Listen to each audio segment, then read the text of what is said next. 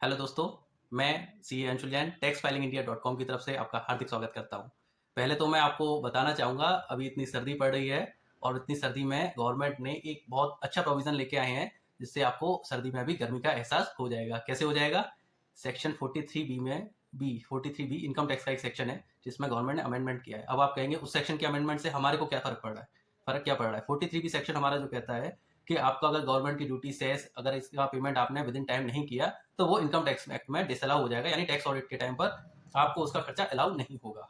अब 43B section में government ने क्या अमेंडमेंट किया है? जो गवर्नमेंट ने अमेंडमेंट किया हुआ है, अगर आप भी उन लोगों में से एक हैं जो अपने विक्रेताओं का भुगतान समय से नहीं करते हैं, तो आपको सावधान होना पड़ेगा, सतर्क होना पड़ेगा। आयकर की धारा 43B क्या कहती है? यदि आप अपने सूक्ष्म लघु एंटरप्राइज यानी स्मॉल माइक्रो एंटरप्राइजेस का भुगतान समय से नहीं करते हैं, तो आपको और उनका साथ आपका कोई एग्रीमेंट भी नहीं है, तो आपको उनका पेमेंट विद इन 15 डेज करना पड़ेगा। मतलब 15 दिन के अंदर आपको आपकी बकाया राशि का भुगतान करना पड़ेगा। अगर आप ऐसा नहीं करते हैं, तो 43B सेक्शन के तहत आपको उस खर्चे का लाभ उस साल में नहीं मिलेगा। यानी फाइनेंशियल ईयर अगर आप 23-24 की हम बात करें, फाइनेंशियल ईयर 23-24 में मार्च एंड तक अगर आपने किसी का पेमेंट ड्यू है और आपने 15 दिन के अंदर उसका भुगतान नहीं किया, तो आपको उस खर्चे का लाभ उस फाइनेंशियल ईयर 23-24 में नहीं मिलेगा। ऑडिट में वो एक्सपेंडिचर डिसअलाउ हो जाएगा। तो अगर मैं आपको एग्जाम्पल के साथ समझाऊं, मान के चलो आपने मिस्टर एक्स से कोई माल खरीदा या कोई आपने खर्चा अपने बिजनेस में किया और उसका पेमेंट आपने 15 दिन के अंदर नहीं किया, तो वो खर्चा सेक्शन 43B में डिसअलाउ हो जाएगा, यानी आपको उस खर्चे का लाभ इस साल में नहीं मिलेगा। कब मिलेगा? जब आप उस खर्चे का पेमेंट यानी उस पार्टी को पेमेंट कर देंगे, तब आपको उस खर्चे का लाभ मिल जाएगा।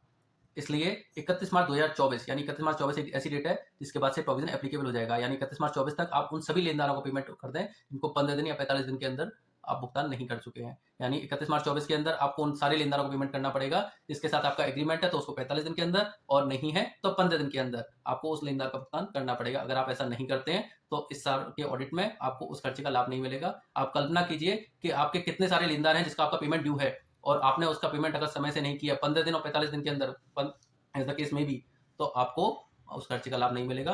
इसलिए अभी से आप तैयारी करना शुरू कर दें। 3 महीने आपके पास बाकी हैं, इन 3 महीने में उन सभी लेनदारों को पेमेंट कर दें जिसके साथ आपका एग्रीमेंट नहीं है, या फिर एग्रीमेंट कर लें। अगर आप एग्रीमेंट करते हैं तो आपको 15 दिन के अलावा मतलब 30 दिन का एक्स्ट्रा टाइम मिल जाएगा। 45 दिन के अंदर आपको उनका पेमेंट का समय मिल जाएगा। ठीक है, धन्यवाद। इस तरह की वीडियो मैं आपके लिए लाता रहूंगा और टैक्स फाइलिंग इंडिया .com से जुड़े रहें। Thank you.